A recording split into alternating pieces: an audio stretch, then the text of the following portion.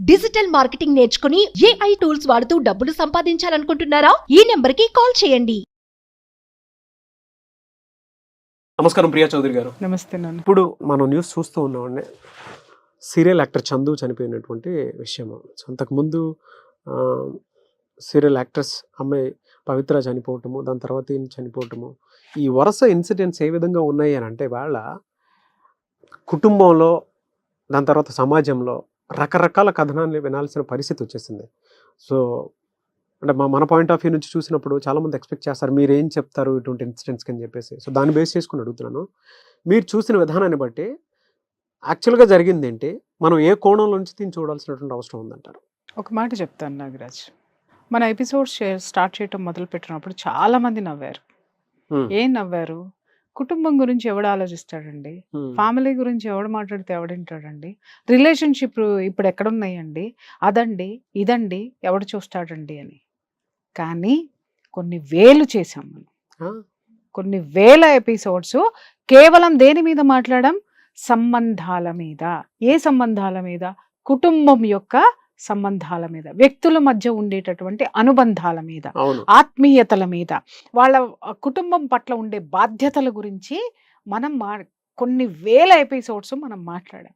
ఎవరు ఎన్ని మాట్లాడినా మనం మాత్రం ఆపను లేదు, వాటిల్ని ఎవరు వ్యతిరేకించినా కూడా మనం భయపడను లేదు. కానీ ఇవాళ ఈ రోజు ఎవడెత్తుకోవాలన్నా కూడా అది ఒక డిక్షనరీ కింద ఉండిపోయినాయి ఆ టాపిక్స్ అన్ని. ఇవాళ ఆ తర్వాత కూడా చాలా మంది సైకాలజిస్టులు, సైకియాట్రిస్టులు కూడా కుటుంబ బంధాల గురించి మాట్లాడడం అనేది మనం చాలా మందిని చూసాం. అయ్యో పుట్టుకొచ్చారు, దానికి నేనే లైవ్ ఎగ్జాంపుల్స్ చాలా చెప్పొచ్చు, అంటే ఇది సందర్భం కాదు కానీ చెప్తున్నాను. ఎగ్జాక్ట్లీ. అప్పుడు చూడండి, అంతకు ముందంతా వీళ్ళు ఏం గురించి మాట్లాడేవారు? డిప్రెషన్ల గురించి, మానసిక వ్యాధుల గురించి, మానసిక స్థితుల గురించి మాట్లాడేవాళ్ళు తప్ప అది ఎందుకు వస్తున్నాయి, దేని ద్వారా వస్తున్నాయి, వస్తుంది అనేటటువంటిది రియాలిటీ అప్రోచ్ మనం ఎప్పుడైతే ఆ ట్రీట్మెంట్ ఇచ్చామో దానికి, ఎగ్జాక్ట్లీ అక్కడ నుంచి ఓహో కుటుంబం అంటే ఇది, దీన్ని ఇలా స్ట్రక్చర్ గా చూడాలి, ఒక మదర్ లవ్ ని ఇలా స్ట్రక్చర్ గా చూడాలి, ఒక ఫ్యామిలీని ఇలా స్ట్రక్చర్ గా చూడాలి, and wife and husband relation ఇలా చూడాలి. ఈ వీటిలో తప్పులు ఎక్కడైనా ఉంటే మీరు మైక్రో లెవెల్లోకి వెళ్ళి ఆ మైక్రో లెవెల్ నుంచి లాగే విశ్లేషణ చేసి మరి ఇది అని చెప్పిన తర్వాత మన వీడియోస్ కింద పెట్టినటువంటి వాళ్ళు ప్రియా చౌదరి గారు దీని మీద రియాక్ట్ అయితే బాగుంటుంది అని కింద కామెంట్ బాక్స్ లో పెట్టిన సందర్భాలు కోకొల్లు ఉన్నాయి. సో ఇటువంటి ఇన్సిడెంట్స్ కూడా ఇవాళ దీన్ని ఎలా చూడాలి, తప్పుగా చూడాలా, ఇంకొక రకంగా చూడాలా అనుకునేటువంటి వాళ్ళు చాలా మంది ఉన్నారు. ఒక విషయం నేను చెప్తాను నాగరాజ్ గారు, ఫస్ట్ నేను ఇన్సిడెంట్ జరిగినప్పుడు నేను అసలు పట్టించుకోలేదు, అసలు నేను ఇగ్నోర్. ఎందుకంటే ఎన్నో జరుగుతూ ఉంటాయి, పొద్దున్న లేస్తే యాక్సిడెంట్లు జరుగుతాయి, అవి జరుగుతాయి, ఇది జరుగుతాయి. టీవీ వాళ్ళు కానీ వీళ్ళు కానీ ఇంటర్వ్యూలు వేస్తున్నారు, ఏదో ఒక పర్సన్ అయితే మాత్రం హైలైట్ అవుతున్నాడు, ఏదో జరుగుతున్నాడు, అది కూడా తీసి పక్కన పెట్టు. కానీ సడన్గా ఇవాళ సూసైడ్ అనేటటువంటి ఒక థాట్ ఒక్కసారి మనుషులందరినీ ఒక్కసారి అయోమయానికి గురి చేసింది. ఏ అయోమయానికి గురి చేసింది అని అడుగు. అసలు ఈ పిల్లాడిది అమర ప్రేమ, లేకపోతే వీళ్ళిద్దరి మధ్య ఉన్నటువంటి బాండింగ్ అంత అద్భుతమైన పవిత్రమైనటువంటిదా? ఇలాంటివన్నీ మాట్లాడుకోవాలనా వద్దా? మాట్లాడుకుంటే ఇది సహేతుకమైనది కాదు, మాట్లాడుకోకుండా ఉండాలంటే ఇది ఎలా జరిగింది? ఆవిడ చనిపోవడం ఏంటి, ఆవిడ చనిపోయిందని ఉండలేక ఆత్మహత్య చేసుకోవడం ఏంటి, ఇంత అద్భుతమైన ప్రేమ బంధం ఏంటి అని. ప్రేమ బంధం ఏది కాదు, వాస్తవం చెప్తున్నా, ఉన్మాదం అంటారు దీన్ని, ఉన్మాదము. అతని సిచ్యుయేషను ఒకసారి మీరు గమనించండి, మొదటి నుంచి అదే ప్రవర్తనతోటి ఉన్నాడు అతను. ఎలా ఈమె ప్రేమను అంగీకరించటం కానీ, ఈమెతోటి పరిచయాలు అవి ఎంత సాఫ్ట్గా ఉన్నాయో బయటికి రాలా. బట్ ఎప్పుడైతే ఈమెతోటి కలిసి జీవించడం అనేది అతను మొదలు పెట్టాడో, ఒక గ్రాటిట్యూడ్ ఉంది అని చెప్పేసి అని మాట్లాడుతున్నారు. అతని గ్రాటిట్యూడ్ ఉంది, ఎందుకంటే అతనికి స్క్రీన్ మీద అద్భుతమైనటువంటి జీవితాన్ని వదిలేసుకుని వచ్చి ఒక పిచ్చి స్క్రీన్ మీద కనిపించాలనేటటువంటి ఒక పిచ్చితోటి అతను వచ్చి అక్కడ కుదేలైపోతే ఈమె ఒక సపోర్ట్ ఇచ్చింది, సపోర్ట్ తోటి నిలబడ్డాడు. ఎంతవరకు ఉండాలి? నిజంగా చెప్తున్నా, పొద్దున్న లేస్తే నీకు కానీ నాకు కానీ, మనకంటే పెద్దవాళ్ళు, మనకంటే చిన్నవాళ్ళు, మన ఏజ్తో సమానంగా ఉన్న వాళ్ళు ఎంతమంది ఎన్ని హెల్ప్లు చేస్తున్నారు నాగరాజ్? అవును. ఆ హెల్ప్ చేసినందుకు మనం ఏ కృతజ్ఞతతో ఉంటున్నాం? కృతజ్ఞత ఇచ్చే హెల్ప్ చేసిన వాడితోటి నీకంటే పెద్దవాడైతే ఒక అన్నగానో, నీకంటే చిన్నవాడైతే తమ్ముడుగానో, నీ సబార్డినేట్ అయితే ఒక ఫ్రెండ్ గానో తీసుకుంటున్నావు. ఏదో ఒక రిలేషన్ అక్కడ ఉంటుంది, ఫ్రెండ్ లేదా తోడబుట్టినాళ్ళు, లేదా నీకంటే చిన్నవాళ్ళు అయితే నీ స్టూడెంట్ గాను ఉన్నాయి. ఆలోచనలన్నీ ఎలా ఉన్నాయి? పర్ఫెక్ట్ గా ఉన్నాయి. అంటే గ్రాటిట్యూడ్ లెవెల్ ఎంత ఉండాలో అంతే. ఎస్, ఆ గ్రాటిట్యూడ్ లెవెల్ ని నువ్వు దేనితోటి అనుసంధానం చేసుకున్నావు? నీకు ఏ విధంగా హామ్ చెయ్యనటువంటి ఒక రిలేషన్ లోకి తీసుకొని వెళ్ళావు. అర్థమైందా? నువ్వు ఎందుకు అలాగే నీకంటే పెద్దదాన్ని ఇక్కడ ఉన్నా, ఇన్ని సంవత్సరాలు జర్నీ చేసి వచ్చినాం మనము. ఎంతైనా సరే, ఎంత ఇది చేసినా కూడా టక్కమని నువ్వు నన్ను అమ్మ అని ఎందుకు పిలిచినావు? నేనెందుకురా నిన్ను అరే ఊరే నా బిడ్డ అని నేనెందుకు మాట్లాడుతున్నాను? ఈ రిలేషను ఎన్ని సంవత్సరాలైనా ఎవరికి ఫరక్ పడదు. ఏ కుటుంబాన్ని నాశనం చేయదు, ఏ వ్యక్తిగత జీవితాల్ని చిన్నాభిన్నం చేయదు, ఏ వ్యక్తిని కూడా ఇలాంటి ఉన్మాదమైనటువంటి స్థితికి తీసుకువెళ్ళదు. ఉన్మాదం అని నేను ఎందుకు అంటున్నాను అనంటే, నీ వయసు ఏంటి, ఆమె వయసు ఏంటి, వయోభేదాలు కూడా ఇక్కడ పనిచేస్తాయి. ఇతని యొక్క గ్రాటిట్యూడ్ ఎల్లలు దాటిపోయింది. దాన్ని గ్రాటిట్యూడ్ అనాలా లేకపోతే ఇంకేమనాలి? రైట్, ఇతని గ్రాటిట్యూడ్ ఎల్లలు దాటిపోయింది, ఆవిడ పట్ల చూపించాడు. మరి ఆవిడ ఏ గ్రాటిట్యూడ్ తోటి ఇతన్ని ఇన్వైట్ చేసింది జీవితంలోకి? ఇది ఒకటి మనం ఆలోచించాలి కదా. ఆలోచించాలా వద్దా? మనం ఇక్కడ ఒక one side of the coin అందరు చూస్తున్నారు ఏంటి అంటే, అతను గ్రాటిట్యూడ్ తోటి ఉన్నాడండి అని అంటే, గ్రాటిట్యూడ్ అంటే పెళ్ళం పిల్లల్ని వదిలేయాలా అంటే, నీ ఒక్క దీన్ని స్క్రీన్ మీద చూపించుకోవాలి. నీ చిరకాల కోరిక, చిరకాల వాంఛ తీర్చినందుకు నువ్వు నీ కుటుంబాన్ని, నిన్ను కన్నవాళ్ళని, నువ్వు కట్టుకున్న వాళ్ళని కూడా వదిలేసేసి తాత్కాలికమైనటువంటి వచ్చిన ఒక మనిషిని, ఆ మనిషిలోకి అది కూడా ఈడుజోడు కాదు, ఆ సంబంధం రిలేషన్ కూడా కరెక్ట్ రిలేషను కాదు, మీరు అర్థం పర్థం లేనటువంటి రిలేషన్లోకి, ఒక ఉన్మాదం, ప్రేమోన్మాదంలోకి వెళ్ళిపోయి మీరు ఒక రిలేషన్ని పెట్టేసేసుకొని మీ హద్దులు దాటేసేసి దాన్ని ప్రపంచానికి ఏం చూపించారు? We are in live in relationship అన్నారు. ప్రపంచం ఎందుకు నోరు మూసుకుంది నాగరాజు? వాళ్ళ చుట్టూ ఉన్న వాళ్ళకి తెలియదా వీళ్ళు చేస్తున్నది తప్పు అన్న సంగతి? ఎందుకు నోరు మూసుకుని కూర్చున్నారు అని అంటే, మా జీవితం మా ఇష్టం అని చెప్పేసి ఒక ఏడుపులు ఏడుస్తున్నారు కదా ఇప్పుడు అందరూ కూడాను. నీ వ్యక్తిగత జీవితంలో ఇప్పుడు నన్ను ఎంత అమ్మ అని పిలిచినా, అరే ఏంట్రా నేను మాట్లాడితే, నా ఇష్టం అమ్మా, తర్వాత చూసుకుందాం, నీదేమన్నా ఉంటే మాట్లాడేస్తాం. ఆ స్థితి వచ్చేసింది ఇవాళ. అవును, ఆ స్థితి అందరిలోనూ ఎవడేమైపోతే నాకేంటి, నేను బాగున్నాను, నాన్ను గురించి క్వశ్చన్ చేసే హక్కు నీకెవరిచ్చారు అంటున్నారు. రైట్, బాగుంది, కానీ నువ్వు ఇలా విచ్చలవిడితనంగా ఉండే హక్కు నీకెవడిచ్చాడ్రా అని తిరిగి అడిగేవాడు ఉన్న రోజున అన్ని సంసారాలు బాగుంటాయి, అన్ని జీవితాలు బాగుంటాయి. మరి దీన్ని ఎలా చూడాలండి? అంటే మీరు ఉన్మాదం అని చెప్పారు కదా, పర్వర్టెడ్నెస్ అంటారు కరెక్ట్ గా ఇంగ్లీష్ పదం వాడడానికి. ఎందుకంటే హద్దులు మీరి ఏది ఉండొద్దు నాన్న, ఏది హద్దులు మీరి ఉండొద్దు. ఇప్పుడు కొన్ని కాపురాలు చూస్తున్నాం మనం, మళ్ళీ కుటుంబ విషయానికే వద్దాం. తల్లికి విపరీతమైన ప్రేమ కొడుకు మీద ఉంది అని అంటే, ఆ కొడుకు కాపురం సంకరాగిపోద్ది. అవునా కదా? అవును, పెళ్ళాంత కాపురం చేయనివ్వదు, పిల్లలతో సరిగ్గా ఉండనివ్వదు. ఎందుకు అని అంటే, తన ప్రేమను ఇంకొకరు పనిచేసుకుంటున్నారేమోననేసి. తల్లి కొడుకుల మధ్య హద్దులు దాటినటువంటి ఆ ప్రేమ అనుబంధాలు కూడా సంసారాల్ని నాశనం చేస్తాయి. అటువంటప్పుడు పరాయి వాళ్ళ పట్ల నువ్వు చూపించేటటువంటి గ్రాటిట్యూడ్కి ఒక హద్దుగి, అది అక్క చెల్లి అనాల్సిన అవసరం లేదు, అమ్మ అని అనాల్సిన అవసరం లేదు. గ్రాటిట్యూడ్ చూపించాలంటే ఒక ఫ్రెండ్గా కూడా నువ్వు రిసీవ్ చేసుకోవచ్చు. కానీ దానికి మించి వెళ్ళిపోయారు అనంటే, ఏ అనైతిక పరిస్థితుల్లో మీరు ఉన్నారు, ఏ అసహజమైనటువంటి ఫ్రెండ్షిప్లో మీరు ఉన్నారు. దీన్ని ప్రకృతి ఎందుకు యాక్సెప్ట్ చేస్తుంది నాగరాజ్? ఎందుకు యాక్సెప్ట్ చేస్తుంది? అది మనం ఈరోజు ప్రత్యక్షంగా చూసాం. ఎందుకు చూసామో చెప్తా. ఎన్నో జరుగుతున్నాయి కదండి, ఎంతోమంది లివ్ ఇన్ రిలేషన్షిప్లో ఉన్నారండి అనంటే, నన్ను అడుగురాబోయ్, నేను చెప్తా. ఆ రిలేషన్షిప్లన్నీ తేలేదు మా దగ్గరే, నా దగ్గర లేకపోతే అడ్వకేట్ల దగ్గర.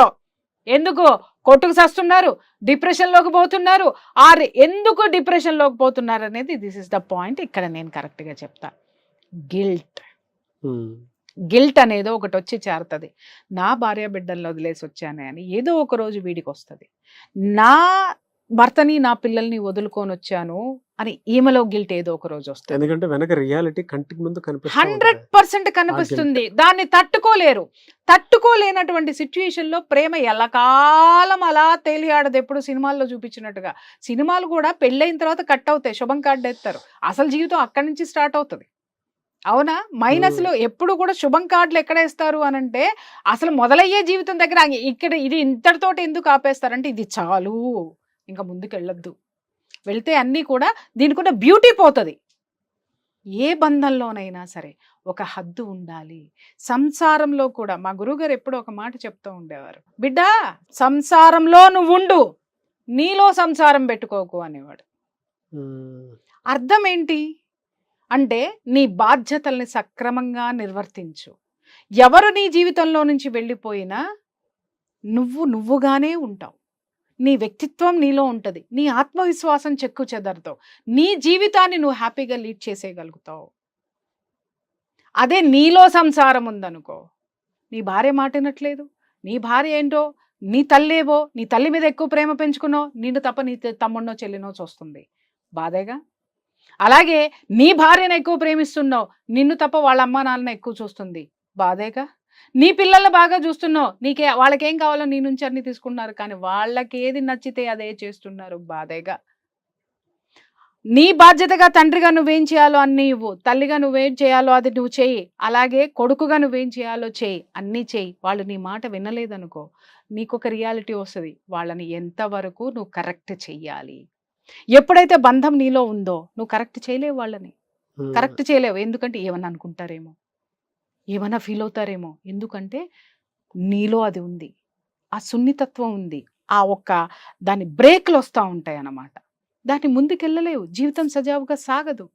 Be practical. ఇక్కడ ఇతంది నేను దీంతో ఎందుకు పోల్చానంటే, ఇతను అమ్మాయితోటి హద్దులు దాటేసి, సరిహద్దులు దాటేసేసి బంధాలను వదిలేసుకుని వెళ్ళిపోయాడు. వెళ్ళిపోయిన తర్వాత మళ్ళీ తిరిగి ఇంటికి వచ్చిన తర్వాత, ఎప్పుడైనా తిరిగి ఇంటికి వచ్చాడు అని అంటే, అమ్మాయి ఇంటర్వ్యూ చూశాను, రాత్రి 12ంటికి కొట్టడం మొదలు పెడితే 5 వరకు కొట్టేవాడు అని. తనని తాను క్షమించుకోలేనటువంటి తత్వం అది. అండర్స్టాండ్? అక్కడ వదిలేసి రాలేనటువంటి ఇది అంటే అన్ని తనలో పెట్టేసుకున్నాడు. ఆ బంధంలోకి తను వెళ్ళిపోలా, తనలోకి ఆ బంధాన్ని తెచ్చేసుకున్నాడు. అక్కడ వదిలి రాలేడు, ఇక్కడ కలిసి ఉండలేడు. ఈ రెండిటి మధ్య ఉన్నటువంటి సంఘర్షణ అతనికి ఏమనిపించింది అనంటే, విపరీతంగా ఆమె చుట్టూ తన ఆలోచనలు కానీ తన స్థితిని కానీ, అక్కడ ఆమె కూడా ఆలోచించాల్సింది ఏంటంటే, మనిషికి వయోభేదాలను ఎందుకు ఇస్తాడయ్యా, బంధాలని మనం ఎందుకు ఏర్పరచుకున్నామయ్యా, ఒక సమాజాన్ని మనం ఎందుకు సృష్టించుకున్నామయ్యా, అటవిక మనుషుల్లాగా గుడ్డలుడి తీసి తిరుగుదామా, వాళ్ళలాగా మనం బ్రతుకుదామా, ఇంత నాగరికతను ఎందుకు నేర్చుకున్నాం, ఒక సమాజాన్ని ఏర్పరచుకున్నాం, ఒక కుటుంబాన్ని ఏర్పరచుకున్నాం, వైవాహిక బంధాన్ని తెచ్చుకున్నాం, మనకంటూ ఒక కుటుంబాన్ని ఆ సమాజాన్ని ఏర్పరచుకుని దాంట్లో సుఖ సంతోషాలతో ఉండడానికి కొన్ని రూల్స్ అండ్ రెగ్యులేషన్స్ పెట్టుకున్నామా లేదా? ఎప్పుడైనా సరే ఒక చిన్న ఎగ్జాంపుల్, ఇప్పుడు ఎవరైనా పక్కింటి కొత్తాళ్ళు వచ్చారు అనగానే ఇమీడియట్గా ఈ భార్య భర్తను ఏమని పరిచయం చేస్తుంది, మీ అన్నయ్య గారు ఇప్పుడే బయటకు వెళ్ళారండి అని వస్తుంది. కారణం ఏంటి? ఒక బంధం అక్కడ పెట్టేస్తుంది, నీ హద్దు అక్కడ వరకే, రావద్దు నా ఇంట్లోకి వచ్చినా మా జీవితాల్లోకి రావద్దు. ఎలా అండి అంటే, ఇవాళ ఇన్సిడెంట్ చాలా పెద్ద కేస్ స్టడీ. అయ్యో, ఎందుకంటే నా దగ్గరికి వచ్చి ఎన్నో సొల్యూషన్స్ ఇక్కడ ఈ విషయంలో నాకు చెప్పడానికి నా దగ్గర బోల్డన్ని ఉన్నాయి. ఎలా చూడాలి అసలు దీన్ని, ఏ కోణంలోంచి చూసి మనం? ఒకటే చెప్తున్నాను, ఎప్పుడు కూడా నేను ఫస్ట్ స్టార్టింగ్లో ఏం చెప్పాను, ఒక బౌండరీ గీసుకోవాలి మన చుట్టూ, రైట్? ఆ బౌండరీలో నువ్వు మాత్రమే ఉండాలి, ఎవ్వరు రావద్దు. ఎవరికైనా సరే, ఎవరికి వాళ్ళకి నీ తర్వాత బాధ్యతలు ఏమున్నాయో అది నువ్వు చూసుకో. ఇప్పుడు ఒక ఉద్యోగం వచ్చాడను, ఇప్పుడు చాలామంది ఉన్నారయ్యా ఈ ప్రపంచంలో, ఉద్యోగం కోసమో, వ్యాపారం కోసమో, అప్పుల కోసమో, దేనికోసమైనా చేయరాని తప్పులు చేసేవాళ్ళు బోల్డ్ మంది ఉన్నారు. కానీ వాళ్ళు ఆ అవసరం ఏదైతే ఉంటుందో అవసరాన్ని దృష్టిలో పెట్టుకొని మళ్ళీ వెనక్కి వస్తున్నారు. కానీ దానిలో కనుక చిక్కుకుపోయి ఉన్నట్టయితే జీవితాలు ఏమవుతాయి? ఇలాగే తయారవుతాయి. ఇతను మెయిన్ ఇక్కడ చేసినటువంటి పెద్ద పొరపాటు ఏంటో చెప్పమంటారా? గ్రాటిట్యూడ్ చూపించడానికి అతనికి వేరే దారులు కనపడలేదా అంటే లేదు, మానసిక బలహీనత అతనిది. ఏ మానసిక బలహీనత అని మాట్లాడొచ్చు నువ్వు? తనని తాను కంట్రోల్ చేసుకోలేనటువంటి, ఎమోషన్స్ని కంట్రోల్ చేసుకోలేనటువంటి మానసిక బలహీనత. గ్రాటిట్యూడ్ ఎమోషన్ని దాటి అది శారీరక ఎమోషన్లోకి వెళ్ళి, ఆ శారీరక ఎమోషన్ బలపడి యువతల కుటుంబాన్ని తెంచుకొని అక్కడికి వెళ్ళిన తర్వాత అక్కడ నుంచి అతను ఏం చేశాడు అంటే, ఇక్కడ ఉండేటటువంటి అపరాధ భావం అనేటటువంటి ఎమోషన్ నుంచి కూడా అతను బయటికి రాలేకపోయాడే. అందుకే వైఫ్ని కొట్టడం. అర్థమైందా? ఇప్పుడు తన చేసింది తప్పు అని భార్య ఎత్తి చూపిస్తుంది. ఇక్కడ ఆమె రాత్రి నుంచి కొట్టడం మొదలుపెట్టి తెల్లారుజామున వరకు ఆపాడంటే ఇక్కడ ఒక పాయింట్ మనం అర్థం చేసుకోవాలి. ఖచ్చితంగా ఈ అమ్మాయి క్వశ్చన్ చేస్తుంది, అరే నీకు బాధ్యత లేదా, కూతుర్ని పెట్టుకున్నావు, అలా ఉండొద్దు, పరువు పోతుంది, దానికి పెద్దదవుతుంది, కాస్త వయసు వస్తుంది, అలాగే నేను నీ భార్యని, నేను ఇక్కడ ఒంటరిగా ఎలా ఉంటాను, ఏదో ఒక టాపిక్ అమ్మాయి గుర్తు చేస్తూ ఉంటే దాన్ని అతను తట్టుకోలేనటువంటి సిచ్యువేషను. ఇక్కడ అది ఉన్మాదంలోకి తీసింది. ఇక్కడ గ్రాటిట్యూడ్ ఉన్మాదంలోకి వెళ్ళి ఇవాళ పబ్లిక్గా ఆమంటే నాకు ఇష్టం, ఆమంటే నాకు ప్రేమ, నేను ఎంతో ప్రేమిస్తున్నాను, ఆమె చాలా ఇది అని పబ్లిక్కి చెప్పేస్తే పబ్లిక్ రెస్పాండ్ కాదమ్మా? ఖచ్చితంగా రెస్పాండ్ అవుతుంది. నీ జీవితం నీ ఇష్టము అనంటే ఈ రోజు నువ్వే టాపిక్ అయ్యావుగా జనాలందరికీ. అది ఎవరిచ్చారు అధికారము? నువ్వివ్వలేదా? ఎందుకు ఇచ్చావు? ప్రతి విషయంలోనూ నువ్వు హద్దులు దాటావు కాబట్టి ఆ దాటినటువంటి హద్దులు చివరికి నిన్నే బలి తీసుకున్నాయి అనేటటువంటి వాస్తవాన్ని ఈరోజు అతన్ని గమనించే తీరాలి. అతను లేడు కాబట్టి ఎలా గమనిస్తాడు అని అనుకోకండి. అలాంటి వేలో ఉన్న చాలా మంది తమని తాను ప్రశ్నించుకోవాల్సినటువంటి అవసరం ఉంది. ఇది ప్రతి ఒక్కరికి పెద్ద క్వశ్చన్ మార్క్. చాలా మంది మాట్లాడతారు. ఇక్కడ నేను ఒక విషయం నేను చెప్తా, బయటికి చాలా మంది మాట్లాడతారు, వీడియోల్లో కూడా చాలా మంది మాట్లాడతారు, కానీ ఒక్కటే మాట, ఎట్లా అయినా బ్రతుకుతాం, మాకు ఇది లేదా, మాకు అది లేదా, ఏదేదో క్వశ్చన్లు వేస్తూ ఉంటారు. సమాజానికి మేమెందుకు చూడాలి, మేమెందుకు పట్టించుకోవాలి, మేమెందుకు చెయ్యాలి అని మాట్లాడతారు. కానీ తిరిగి తిరిగి తిరిగి మళ్ళీ వీళ్ళు ఈ సమాజానికి సమాధానం చెప్పలేకే వాళ్ళ జీవితాలను అంతం చేసుకున్నటువంటి జీవితాలు కోకొల్లలు నాకు తెలుసు, మనందరికీ తెలుసు. వీళ్ళు సమాజంలో తల ఎత్తుకోలేక తిరిగి ఆ సమాజంలో ఉన్నటువంటి వాళ్ళ యొక్క ప్రపంచంలోకి రాలేక, వాళ్ళ యొక్క ప్రపంచం ఎక్కడుంది? సమాజంతో అనుసంధానమై ఉంది. క్వశ్చన్కి ఆన్సర్ ఇవ్వలేక ఈరోజు అతను సూసైడ్ ఎందుకు చేసుకున్నాడు చెప్పండి? ఆ అమ్మాయి చనిపోయిందని చేసుకోలేదండి, అతను డిక్లేర్ చేశాడు. ఆ ప్రేమావేశంలో ఆ మోహావేశాన్ని మొత్తాన్ని మీడియా ముందు వెళ్ళగక్కేశాడు. ఎస్ షీఈ్ మై లైఫ్ అని చెప్పేసాను, నేను ఆమంటే చాలా ఇష్టం అని చెప్పేసాను. అతనిలో ఉన్నదంతా బయటికి కక్కేశాడు. అది చరిత్రలో నిలిచిపోతుంది. ఇప్పుడు మళ్ళీ వెనక్కి వెళ్ళాలి. రీల్ వెనక్కి తిప్పండి. వెనక్కి తిప్పిన తర్వాత రేపొద్దున ఆ బిడ్డ కానీ, తన కన్న బిడ్డ కానీ, తన కన్న తల్లి కానీ, తన కట్టుకున్నటువంటి భార్య కానీ రేపొద్దున లైఫ్లో క్వశ్చన్ చేస్తే మళ్ళీ వెనక్కి రావడానికి వీడలేదు. ఎమోషన్స్ చూడండి, కంట్రోల్ లేని ఎమోషన్స్, మన నోటి తొందరతనము, మన యొక్క అందుకే అంటారు ఎమోషన్లు ఏ డెసిషన్స్ తీసుకోవద్దు, ఏ మాటలు మాట్లాడద్దు అని చెప్తారు. కంట్రోల్ మన మైండ్, మన మనసు, మన నాలుక మన ఆధీనంలో ఎప్పుడు ఉండాలి. ఇక్కడ ఏంటి, అది డిక్లేర్ చేసేసిన తర్వాత ఎమోషన్లో డిక్లేర్ చేసేసాడు అతను.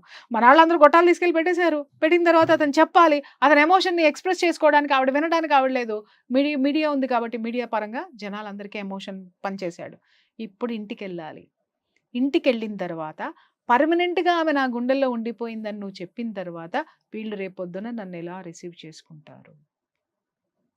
ఎందుకంటే ఎక్కువ భాగము రీసెంట్గా ఆమెతోటే ఉన్నాడు, వీళ్ళతో అటాచ్మెంట్ లేదు. వీళ్ళ పట్ల అపరాధ భావం ఉంది తప్ప వీళ్ళ పట్ల ప్రేమ లేదు అతనిలో, వ్యామోహము. ఇక్కడ ఇంకొక విషయం చెప్తాను, ఇతనికి ఎవరి మీద ప్రేమ లేదు, తన మీద తనకే ప్రేమ లేదు. కాబట్టే ఎలా వంగాలో అలా వంగిపోయాడు, ఎక్కడ వంగాలో అక్కడ వంగిపోయాడు. వంగిపోయిన తర్వాత తనకు అస్తిత్వాన్ని కోల్పోయాడు. ఆ కోల్పోయినటువంటి అస్తిత్వాన్ని తిరిగి ఎలా తెచ్చుకోవాలి అనడానికి తన మస్తిష్కం పని చేయలేదు. కాబట్టి అతను ఈరోజు ఈ పని చేశాడు. సుమన్ టీవీలో మీ పర్సనల్ అండ్ బిజినెస్ ప్రమోషన్స్ కోసం కింది నెంబర్కి కాంటాక్ట్ చేయండి.